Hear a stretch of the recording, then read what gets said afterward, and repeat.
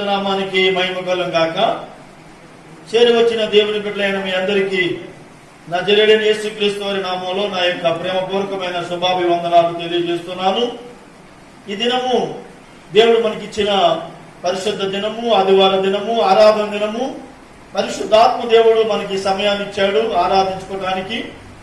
లోకమంతా భయంకరమైన భయభీతులతో నిండుకొని ఉంది. ఈ కరోనా వైరస్ ను బట్టి లోకమంతా భయముతో బయటికి రాలేక ఇళ్లలోనే కూర్చుని ఆరాధించుకుంటున్నారు. దేవుడైతే ఈ కొద్ది మందిగా మనకి అవకాశం ఇచ్చాడు.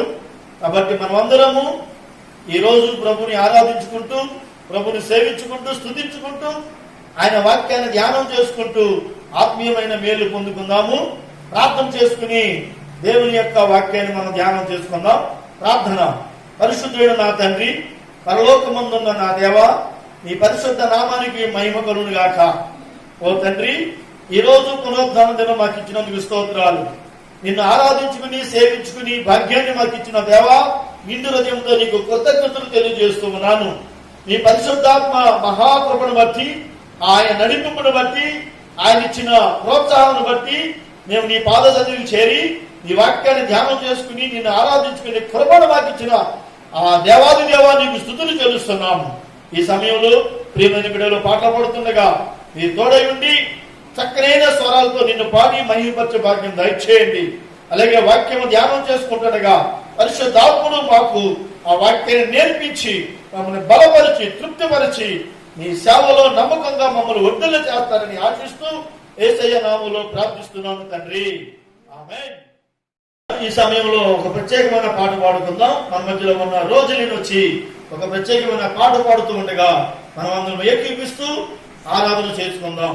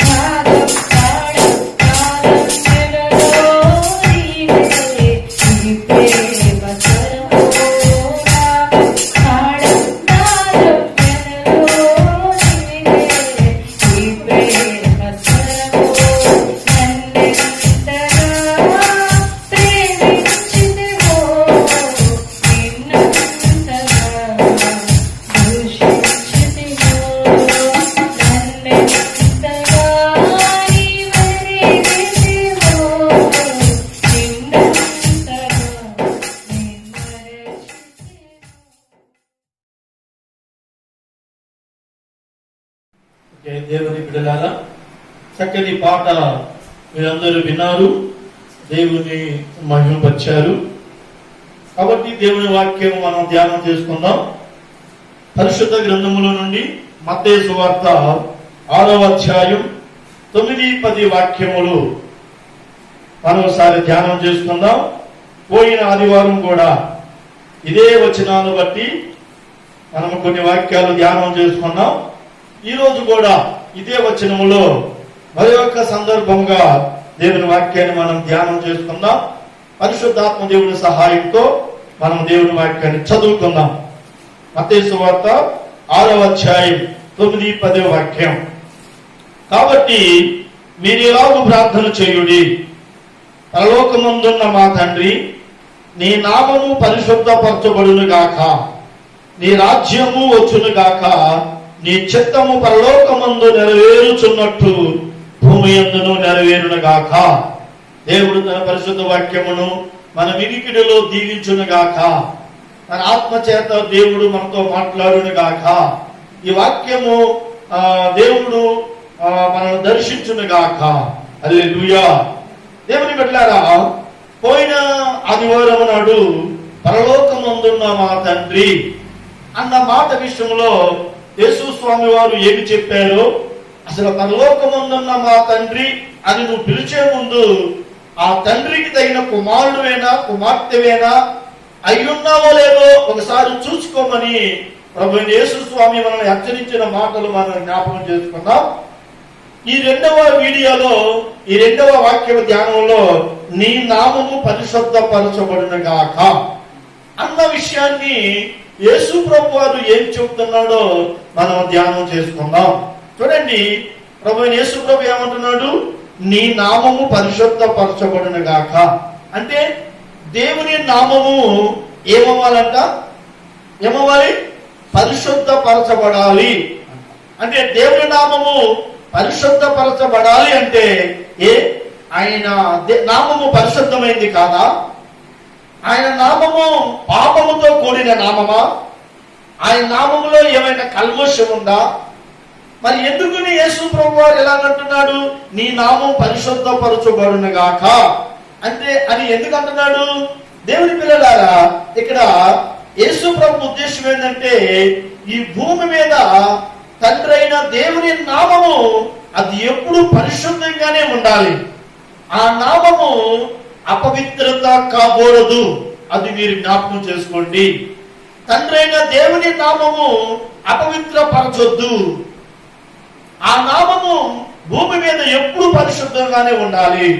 యేసుక్రీస్తు వారి నామం పరిశుద్ధంగా ఉండాలంటే ఆ నామాన్ని బట్టి జీవిస్తున్న ప్రతి మనిషి ఎంత పరిశుద్ధంగా ఉండాలో ఒకసారి ఆలోచించాలి. ఆ నామాన్ని కలిగి ఆయన నామాన్ని ధరించుకుని ఆయన నామంలో ప్రార్థన చేసే బిడ్డలు ఎంత పరిశుద్ధులుగా ఉంటారో ఆయన నామం అంత పరిశుద్ధంగా ఉంటుంది. ఆయన నామాన్ని ధరించుకుని, ఆయన నామాన్ని ఉపయోగించుకుని ప్రార్థన చేసేవారు అపవిత్రమైన జీవితం జీవిస్తే ఆయన నామము భూమి మీద అపవిత్రపరచబడుతుంది. అన్య జనాంగంలో ఆయన నామం అవమాన పాలవుతుంది, దూషణ పాలవుతుంది. కాబట్టి ఇక్కడ యేసుక్రీస్తు వారి ఉద్దేశం ఏంటంటే, ఆయన శిష్యులతో ఏం మాట్లాడుతున్నాడు తెలుసా? మీరు ఆయన నామాన్ని పరిశుద్ధపరచబడే వారిగా ఉండాలి. మిమ్మల్ని బట్టి యేసుక్రీస్తు వారి నామం, తండ్రి అయిన దేవుని నామం అపవిత్రత కాకూడదు, అది పరిశుద్ధంగా ఉండాలని యేసు ప్రభు వారు ఆలోచన. అర్థమైందా? ఏదో ప్రార్థన అయిపోయిన తర్వాత ఆఖరిలో నీ నామం పరిశుద్ధపరచబడిన కాక అంటే కాదు. నువ్వు పాపం చేసే మనిషివి, యేసునామం ఎలా పరిశుద్ధంగా ఉంటుంది? నువ్వు అపవిత్రంగా జీవించే మనిషివి, యేసునామాన్ని ఉపయోగిస్తే అది ఎలా పవిత్రమవుతుంది? నిన్ను బట్టి ఆయన నామానికి అవమాన పాలవుతుంది. కనుక దేవుని నామము ఎన్నదెన్నరికి అది ఏమో ఉండాలి, పరిశుద్ధపరచబడాలి. అది పరిశుద్ధంగానే ఉండాలి, కానీ ఆ నామానికి మడత, మచ్చ, కలంకము ఏ మాత్రం రాకూడదు. ఈ అన్య సమాజంలో మీరు జీవిస్తుండగా మిమ్మల్ని బట్టి దేవుని నామము మహిమపరచబడాలి, ఘనపరచబడాలి. దేవుని నామం పరిశుద్ధమైందని ప్రజలు మిమ్మల్ని బట్టి అనుకోవాలి. నా ప్రియ సహోదరి సహోదరులారా, కాబట్టి యేసుక్రీస్తు వారి యొక్క ఉద్దేశాన్ని మనము బాగా తెలుసుకుందాం. కనుక క్రైస్తవులారా, విశ్వాసులారా, దేవుని బిడ్డలారా, దేవుని సేవకులారా, సంగమా, నువ్వు యేసు ప్రభు నామాన్ని ఉపయోగించినప్పుడు ఆ నామము నిన్ను బట్టి అపవిత్రత కాకుండా చూసుకో. చూడండి, బైబిల్ గ్రంథంలో మనం ఒక వాక్యాన్ని ధ్యానం చేసుకుందాం. సంఖ్యాకాండము 20వ అధ్యాయము మనం కొన్ని మాటలు ధ్యానం చేసుకుందాం ప్రియులరా. ఇక్కడ చూడండి, సంఖ్యాకాండము 20వ అధ్యాయము 12వ వాక్యాన్ని మనం చదువుకుందాం. 12వ వాక్యం. అప్పుడు యెహోవా మోషే అహరోనుతో, మీరు ఇశ్రాయేలీయుల కన్నుల ఎదుట నా పరిశుద్ధతను సన్మానించినట్లు నన్ను నమ్ముకొనకపోతిరి కనుక ఈ సమాజమును నేను వారికి ఇచ్చిన దేశములోనికి మీరు తోడుకుని పోరని చెప్పెను. అలాగే 13వ వాక్యము. అవి మేరెబా జలములను ఎలాగనగా ఇశ్రాయేలీయులు యెహోవాతో వాదించినప్పుడు ఆయన వారి మధ్య తన్ను పరిశుద్ధపరచుకొనెను. దేవుని బిడ్డలారా, 13వ వాక్యం ఏం చెబుతుందో చూడవా? దేవుడు తన నామాన్ని ఆయన పరిశుద్ధపరచుకున్నాడు, తను తాను పరిశుద్ధపరచుకున్నాడు. అంటే దేవుడు అపవిత్రత అయిపోయాడు అని అర్థం. ఇశ్రాయేలీయుల సమాజం ఎదుట దేవుడు అపవిత్రుడైపోయాడు. అంటే దేవుడు ఏ తప్పు చేశాడని దేవుడు అపవిత్రుడైపోయాడు? ఆ ఇశ్రాయేలు ప్రజలందరూ ఎదుట దేవుడు ఒక అపవిత్రమైన వ్యక్తి అయిపోయాడు, ఒక పాడైపోయిన వ్యక్తి అయిపోయాడు, పాపం చేసిన వ్యక్తిగా మారిపోయాడు. అంటే దేవుడు పాపం చేశాడా? కాదు. ఇక్కడ పాపం చేసింది ఎవరు? మోషే చేశాడు పాపం. ఏం జరిగిందో మనం కొన్నిసార్లు ఆలోచిద్దాం. చూడండి, 20వ అధ్యాయం 1వ వాక్యంలో, మొదటి నెల ఇశ్రాయేలీయుల సర్వ సమాజం సీను అరణ్యమునకు రాగా ప్రజలు కాదేశులో దిగిరి, అక్కడ మిరియాము చనిపోయి పాతి పెట్టబడింది. మొదటి నెల యందు ఇశ్రాయేలీయులు సీను అరణ్యానికి వచ్చారు. ఆ సీను అరణ్యంలో ఏం జరిగిందంటే, కాదేశులో మిరియాము చనిపోయింది. మోషే అక్క మిరియాము చనిపోయింది, పాతి పెట్టారు. అయితే ఆ కాదేశులో ఇశ్రాయేలు ప్రజలకు తాకటానికి నీళ్లు లేవు. నీళ్ళు లేక వాళ్ళందరూ మోషే మీద వాదించడం ప్రారంభించారు. మాకు నీళ్లు లేవు, తాగటానికి నీళ్లు లేవు, ఇంకా ద్రాక్షాలు లేవు, అంజూరపు కాయలు లేవు, ఇంకా మాకు ఈ స్థలం మీద తినడానికి ఏమీ లేదు. మేము దేవుని ఎదుట మా పితరులు చనిపోయినట్టు మేము చనిపోతే బాగుండు, మమ్మల్ని ఎందుకు ఐగుప్తు తీసుకొచ్చారని మోషేతో ఇశ్రాయేలు ప్రజలు వాదిస్తున్నారు. అప్పుడు మోషే దేవుడి దగ్గరికి వెళ్ళి ప్రార్థన చేస్తే దేవుడు అన్నాడు,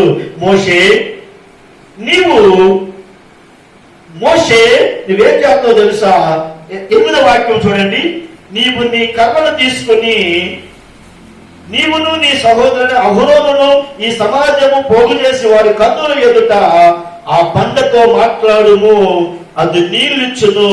నీవు వారి కొరకు నీళ్లు బండలో నుంచి రప్పించి సమాజములను వారి పశువులను తాగునిమ్ము అని దేవుడు చెప్పాడు. దేవుడు ఏం చెప్పాడు? మోషేతో ఏం చెప్పాడు? నాన్న, నువ్వు బండతో మాట్లాడు. ఇశ్రాయేలు ప్రజలు మోషేతో వాదిస్తున్నారు, పెద్ద గొడవ పెట్టుకున్నారు. మోషే ఏం చేయలేక దేవుడి దగ్గర ప్రార్థన చేశాడు. అయితే దేవుడు మోషేతో ఏం మాట్లాడాడంటే, నీవు నీ అన్నయ్య అహరోను సమాజం అందరి దగ్గరికి వెళ్ళి వారి ఎదుట ఆ బండతో మాట్లాడు, ఆ బండ నీళ్ళిస్తుంది, ఆ నీళ్లు తాగి వాళ్ళు పశువులు బ్రతుకుతారని చెప్పినప్పుడు మోషే ఏం చేశాడు తెలుసా ప్రియులారా? దేవుడు బండతో మాట్లాడమంటే మోషే ఏం చేశాడు? 11వ వాక్యంలో అతడు అప్పుడు మోషే తన చెయ్యెత్తి 2 మార్లు తన కర్రతో ఆ బండను కొట్టగా నీళ్లు సమృద్ధిగా ప్రవహించెను. చూసారా? 11వ వచనంలో మోషే ఏం చేస్తున్నాడు? ఆయన 2 సార్లు బండను కొట్టాడు కర్రతో. దేవుడు కొట్టమన్నాడా? కొట్టమనలేదు. దేవుడు ఏమన్నాడు? ఆ బండతో మాట్లాడు, కర్రను చూపించి బండతో మాట్లాడు అన్నాడు. అయితే మోషే ఏం చేశాడు? కొట్టాడు. 2 సార్లు కొట్టాడు, నీళ్లు ప్రవహించినాయి. కానీ ఏమని తెలుసా? అప్పుడు యెహోవా ఏమంటున్నాడు? యెహోవా ఎదుట నా పరిశుద్ధతను సన్మానించినట్లు నన్ను నమ్ముకొనకపోతిరి. ఏమంటున్నాడు తెలుసా? నా పరిశుద్ధతను మీరు సన్మానించలేదు, నన్ను నమ్ముకోలేదు. మీరు ఈ సమాజమును నేను వారికి ఇచ్చేదని చెప్పిన దేశంలోనికి మీరు పోరు. దేవుని పిల్లలారా, పరిశుద్ధతను సన్మానించాల్సిన మోషే పరిశుద్ధతను ఏం చేశాడు? అపవిత్రపరిచాడు. దేవుని పరిశుద్ధతను పోడు చేశాడు. దేవుని నామాన్ని అపవిత్రపాలు చేశాడు. అంటే దేవుని మాట వినకుండా తనకు నచ్చినట్టుగా, తన మనసుకు నచ్చినట్టుగా, తన ఉద్దేశానికి నచ్చినట్టుగా, తన ఆలోచనకు నచ్చినట్టుగా ఆ ఇశ్రాయేలు సమాజం మీద కోపముతో, వారి మీద ద్వేషముతో బండతో మాట్లాడమంటే 2 సార్లు కొట్టాడు. దేవుడు అంటున్నాడు, నా పరిశుద్ధతను సన్మానించినట్లు మీరు నన్ను నమ్ముకోలేదు, నా మాట మీద మీరు విశ్వాసం పెట్టలేదు, నా మాటను మీరు గౌరవించలేదు, కనుక నా పరిశుద్ధత పాడైపోయింది. కనుక మీరు ఆ దేశానికి చేరరు. దేవుని ప్రజలారా ఆలోచించండి. దేవుని మాట వినాల్సిన మోషే ఎందుకు వినలేదు? అంటే దేవుడి సేవకుడేనా? ఆ దేవుడు నాతో మాట్లాడుతున్నాడు కదా, ఆ దేవుడు నన్ను ఎన్నుకున్నాడు కదా, నా ఇష్టం వచ్చినట్టు నేను చేస్తే బాగుందని చేశాడా? ఎందుకు మోషే దేవుని మాట వినలేదు? ఒక్కసారి మీరు బాగా ఆలోచించండి. మోషే గొప్ప సేవకుడే, మోషే సాత్వికుడే, మోషే ఇల్లంతటా నమ్మకస్తుడే. మోషే అంత సాత్వికుడు భూమి మీద ఎవరు లేరని దేవుడే చెప్తున్నాడు. అలాంటి మోషే ఇప్పుడు దేవుని మాట ఎందుకు వినలేదు? ఆలోచించారా? మీరు ఎప్పుడైనా దేవుని మాట ఎందుకు తిరుగుతున్నారా? ఈ అన్ని సమాజంలో నువ్వు తిరుగుతుండగా, ఒక క్రైస్తవుడిగా తిరుగుతుండగా, ఒక దేవుని బిడ్డగా తిరుగుతుండగా, ఒక దేవుని సేవకుడిగా తిరుగుతుండగా, దేవుడు చెప్పినట్టు చేస్తున్నావా? నీకు నచ్చినట్టు నువ్వు తిరుగుతున్నావా? నచ్చినట్టు మాట్లాడుతున్నావా? నచ్చిన వేషాలు వేస్తున్నావా? జాగ్రత్త సుమా. దేవుడు అంటున్నాడు, నీవు నన్ను నమ్ముకోలేదు, నా పరిశుద్ధతను నువ్వు పాడు చేస్తున్న వాడు అవుతున్నావు, కనుక నీవు కానాను చేరలేవు, మధ్యలోనే నీవు చచ్చిపోతావని దేవుడు మోషేని హెచ్చరిస్తున్నాడు. దేవుని పిల్లలారా ఆలోచించండి. ఎన్నిసార్లు మోషే ప్రార్థన చేశాడు, దేవా నన్ను కానాను చేర్చవంటే నువ్వు దాని గురించి మాట్లాడద్దు అని ఆ దేవుడు మోషేతో చెప్పాడు. నా ప్రియులారా చూసారు, ఇక్కడ ఏమైంది? ఇశ్రాయేలు ప్రజలందరి ఎదుట ఆయన నామాన్ని మోషే ఏం చేశాడు? అపవిత్రత చేశాడు. కనుక ఇశ్రాయేలు ప్రజలు దేవుడు వాదించారంట. 13వ వాక్యంలో ఏముంది తెలుసా? ఏదైనా ఇశ్రాయేలు యెహోవాతో వాదించినప్పుడు ఆయన వారి మధ్యను తన్ను పరిశుద్ధపరచుకొనెను. ఇశ్రాయేలు ప్రజలు దేవుడితో ఏమన్నారు? వాదించారు. ఏమని వాదించారు? నీ సేవకుడే నీ మాట వినలేదు, నువ్వు ఏర్పాటు చేసుకున్న మోషే నీ మాట వినకుండా నీ వ్యతిరేకంగా జీవించాడు, వ్యతిరేకమైన పనులు చేశాడు. అతను నువ్వు ఎలా ప్రేమిస్తున్నావు? అతను నువ్వేం చేయవో, అతను దండించవో, నీ నామాన్ని అవమానపాటు చేసిన ఆ మోషేని నువ్వు దండించమని వాదించినప్పుడు మోషే ఏం చేశాడు? ఇశ్రాయేలు ప్రజలు ఎదుట తన్ను పరిశుద్ధపరచుకున్నాడు. అంటే ఏం జరిగింది? పాపం చేసిన మోషేని చూడండి, పాపం చేసిన మోషేని, తప్పు చేసిన మోషేని ఏం చేశాడు? దేవుడు చంపేశాడు. 27వ అధ్యాయం సంఖ్యాకాండం 27వ అధ్యాయం 14వ వాక్యంలో ఏం చెబుతుందో చూసారా? ఏలయనగా సీను అరణ్యములో సమాజం వాదించినప్పుడు ఆ నీళ్ల యొక్క వారి కన్నుల ఎదుట నన్ను పరిశుద్ధపరచగా నా మీద తిరగబడి హల్లెలూయా. ఏం చేశాడండి? మోషే దేవుడి మీద తిరగబడ్డాడట, దేవుడి పైన తిరుగుబాటు చేశాడట, దేవుని మాట వినకుండా తిరుగుబాటు చేశాడట. నా ప్రియులారా, దేవుడు పరిశుద్ధుడే కదా. మన దేవుడు ఎంత పరిశుద్ధుడు? చాలా పరిశుద్ధుడు, గొప్ప పరిశుద్ధుడు. ఆ పరిశుద్ధుడిని నువ్వు పరిశుద్ధుడిగానే ఈ సమాజంలో చూపిస్తున్నావా? లేదంటే ఆయనను మీద తిరుగుబాటు చేసి ఆయన చెప్పిన మాట చేయకుండా, ఉండమన్నట్టుగా ఉండకుండా నీకు నచ్చినట్టు తిరుగుతూ తిరుగుబాటు చేస్తూ ఆయన నామాన్ని అవమాన పాలు చేస్తున్నావా? ఆలోచించు. బైబిల్లో ఏం చెబుతుందో తెలుసా? దేవుని మాట వినటమే శ్రేష్టము గాని బలులు అర్పించటము శ్రేష్టము కాదని సౌలు రాజుతో మాట్లాడాడు. 1 సమూయేలు గ్రంథం 15వ అధ్యాయంలో. అర్థమవుతుందా? దేవుని మాట అన్న ప్రతి మనిషి దేవుని పరిశుద్ధుడిగా సమాజంలో చూపిస్తున్నాడు. దేవుని మాట అనకుండా తిరుగుతున్న వ్యక్తి దేవుడు అపవిత్రుడిగా సమాజంలో చూపిస్తున్నాడు. అందుకే యేసు ప్రభువు వారు ఏమంటున్నాడు? తండ్రి, నీ నామం పరిశుద్ధపరచబడును గాక. అంటే దేవుని నామం ఎల్లవేళలా మా ద్వారా పరిశుద్ధంగానే ఉండాలి కానీ ఆ నామానికి, నీ నామానికి అవమానం కలగకూడదనే దేవుని ఉద్దేశం. నా ప్రియమైన సహోదరి సహోదరులారా, ఆలకించారా? దేవుడు ఏం చేశాడు? తిరుగుబాటు చేసిన మోషేని, అహరోనులను మధ్యలోనే ఆ యొక్క సమాజం ఎదుట చంపేశాడు. ఆ కానాను చేరకుండానే ఆ మోషేని మధ్యలోనే చంపేశాడు. చాలాసార్లు మోషే ప్రార్థన చేశాడు, అయ్యా నన్ను కానాను చేర్చవా, నన్ను కానాను చేర్చవా, నన్ను కానాను చేర్చవా అని దేవుడు మోషే ప్రార్థన చేశాడు. చూడండి ప్రియులారా, దేవుడు మాట అంటే మాటే. దేవుడు నీతిమంతుడు కనుక, ఆయన మాట తప్పని దేవుడు కనుక ఆయన ఎన్నడూ కూడా జాగ్రత్త చూపేవాడే. చూడండి ద్వితీయోపదేశకాండము 3వ అధ్యాయము 26వ వాక్యములో, యెహోవా మిమ్మును బట్టి నా మీద కోపపడి నా మనవి వెనుకపోయాను.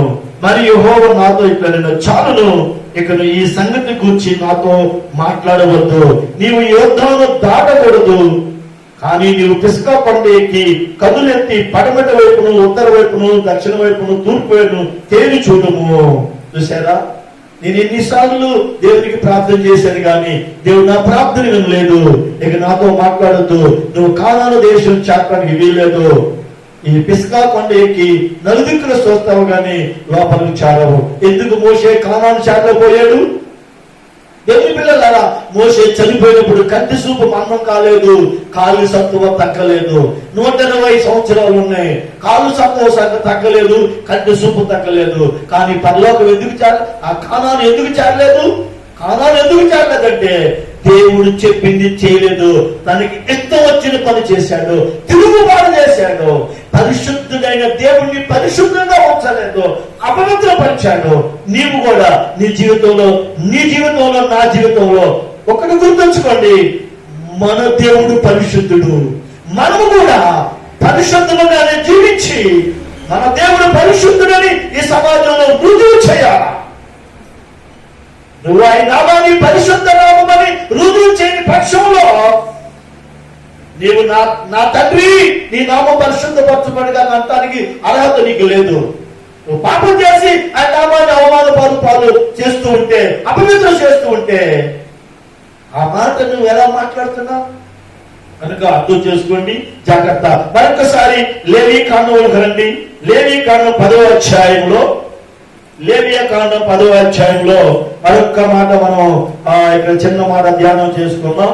లేవి కాండం 10వ అధ్యాయం 3వ వాక్యంలో ఏముందంటే, అహరోను కుమారులు ఏం చేశారు? ఒకసారి చదువుతాం, ఒకసారి చదవండి. లేవియా కాండము బయట తీసుకుని 10వ అధ్యాయము 3వ వాక్యంలో చూడండి ఏముందో. అప్పుడు మోషే అహరోనుతో ఇట్లనేను, ఇది యెహోవా చెప్పిన మాట, నా యొద్ద నుండి వారి యందు నేను నన్ను పరిశుద్ధపరచుకొందును, ప్రజలందరి ఎదుట నన్ను మహిమపరచుకొందును.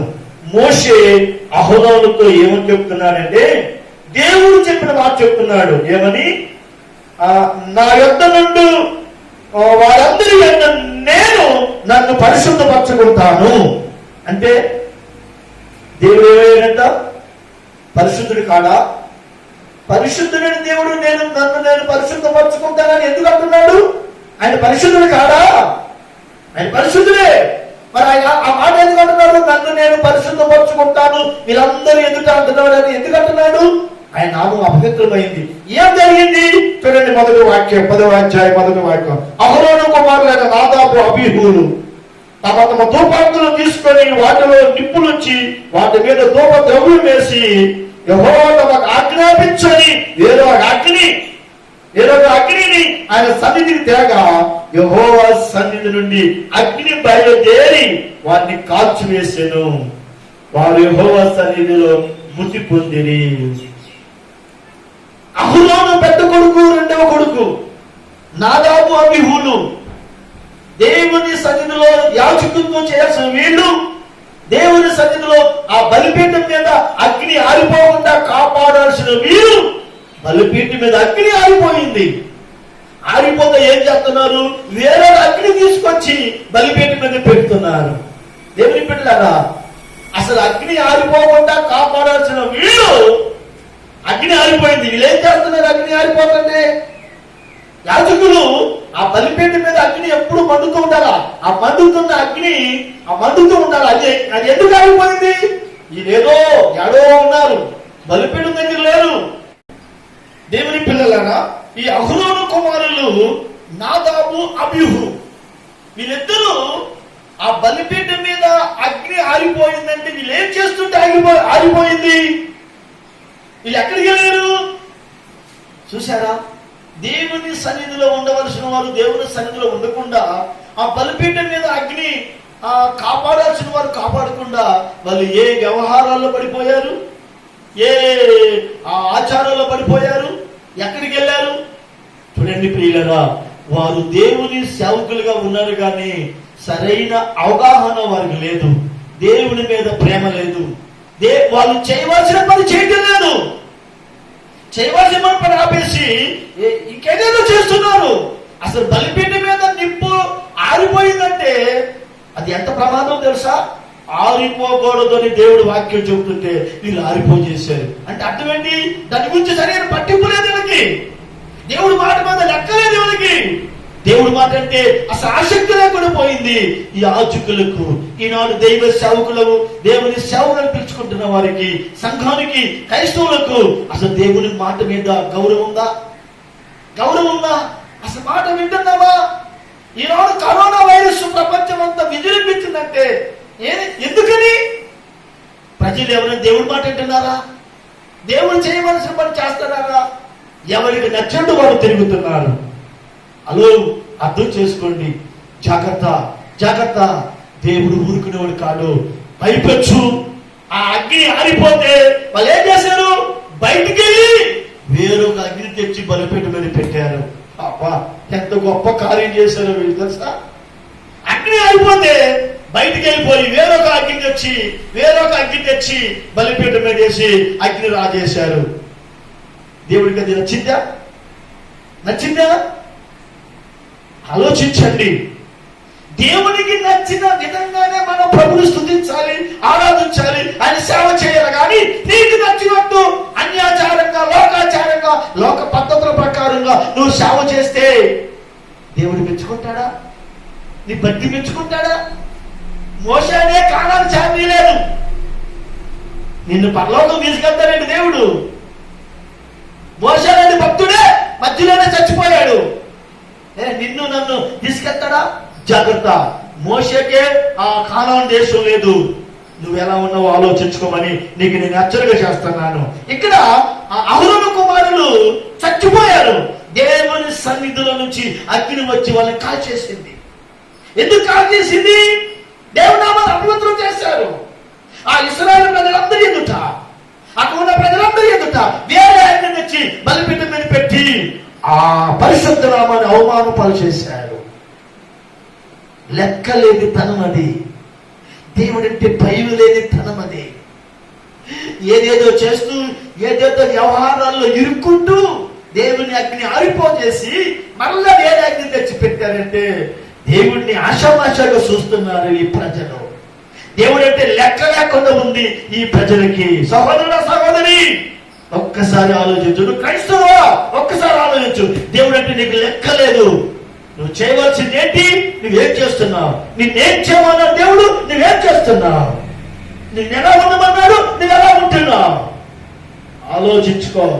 జాగ్రత్త. దేవుడు చూస్తూ ఊరుకునేవాడు కాదు. ఆయన నామానికి అవమానం వస్తే చూస్తూ ఊరుకునేవాడు కాదు. ఈ యొక్క అహరోను కుమారులిద్దరిని దేవుని సన్నిధుల నుంచి అగ్ని వచ్చి కాల్చి చంపేసింది. అర్థమైందా?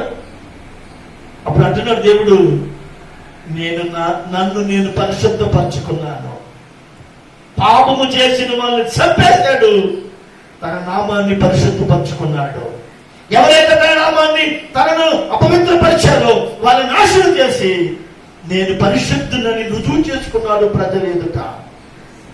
మోషేని చంపేశాడు, ఇశ్రాయేలు ప్రజల ఎదుట నేను పరిశుద్ధుని రుజువు చేసుకున్నాడు. అహరోను కుమారులను అబీహు నాదాబుని చంపేశాడు, నేను పరిశుద్ధుని రుజువు చేసుకున్నాడు. నువ్వు కానీ పాపము చేస్తే నువ్వేమవుతావు? దేవుని వాక్య ప్రకారం నడుచుకోకుండా నీకు నచ్చినట్టుగా నువ్వు నడుచుకుంటే నువ్వేమవుతావు? నేను పెద్ద గొప్ప దేవుడికి. చూడండి, మోషే, చూడండి, అహరోను కుమారులు వాళ్ళు ఎంత భక్తులు. ఆ యాజకత్వం అహరోను సంతతికి వారసత్వంగా దేవుడు ఇచ్చాడు. అలాంటి వారు దేవుని మాటకు వ్యతిరేకంగా తిరిగితే దేవుడు ఊరుకోలేదు. కాబట్టి నా ప్రియమైన సహోదరి సహోదరులారా, జాగ్రత్త జాగ్రత్త. దేవుని మందిరములో తండ్రి పరలోకమందున్న తండ్రి నీ నామం పరిశుద్ధపరచబడిన గాక అంటున్నావంటే ఆయన నామాన్ని పరిశుద్ధంగా ఉంచడానికి నువ్వు పరిశుద్ధమైన జీవితం జీవిస్తున్నావా? లేదా మోషేలాగా ఎవరి మాటలు ఆడ మాటలు ఏం మాటలు విని కోపంతో దేశంతో రెచ్చిపోయి దేవుడు చెప్పమన్నది చేయమన్నది చేయకుండా నీ ఇష్టాన్ని నువ్వు చేస్తున్నావా? బలిపీఠం మీద అగ్ని ఆరిపోకుండా కాపాడాల్సిన యాజకులైన వీళ్ళు లోక వ్యవహారాలలో, లోక పద్ధతుల్లో, లోకం మీద మనసు పెట్టి దీన్ని మర్చిపోయి అగ్ని ఆరిపోతే అయ్యో నీ వేరొక అగ్ని తీసుకొద్దని రూపుదిద్దారు, నిలబెట్టారా? ప్రాణాలు కోల్పోయారు. జాగ్రత్త జాగ్రత్త. నువ్వు నేను యేసయ్య ఒడిలో ఉండాలంటే, పరలోకంలో ఉండాలంటే, ఆ పరిశుద్ధమైన దేవుని సన్నిధిలో ఆ పరలోకంలో ఉండాలంటే ఈ భూమి మీద నిన్ను బట్టి నన్ను బట్టి ఆయన నామం అపవిత్రం కాకూడదు. నిన్ను బట్టి నన్ను బట్టి ఆయన నామం దూషణ కాకూడదు. ఎప్పుడైతే ఆయన నామం పరిశుద్ధంగానే ఉంటుందో అప్పుడు తండ్రి నన్ను బట్టి నీ నామం పరిశుద్ధపరచబడింది, నువ్వు పరిశుద్ధుడివి, నువ్వు పరిశుద్ధుడివని అన్య జనాంగం ఎదుట గొప్ప సాక్షాత్తుమై జీవించాలని కోరుతూ నా మాటలు ముగిస్తున్నాను. దేవుడు మిమ్మలను దీవించును గాక. ఆమేన్. ప్రార్థన చేసుకుందాం. పరలోకమందున్న నా తండ్రి, నీ పరిశుద్ధ నామానికి మహిమ కలుగును గాక. అయ్యా, మోషే ద్వారా అహరోను కుమారులైన నాదాబు అబీహుల ద్వారా నీ నామం అవమానపరచబడింది, నీ పరిశుద్ధత భంగపరచబడింది. అప్పుడు మోషేని ఆ అహరోను కుమారులను మోషేనేమో పిస్గా కొండ మీద చంపేశావు, అహరోను కుమారులు అగ్నితో కాల్చి చంపేశావు.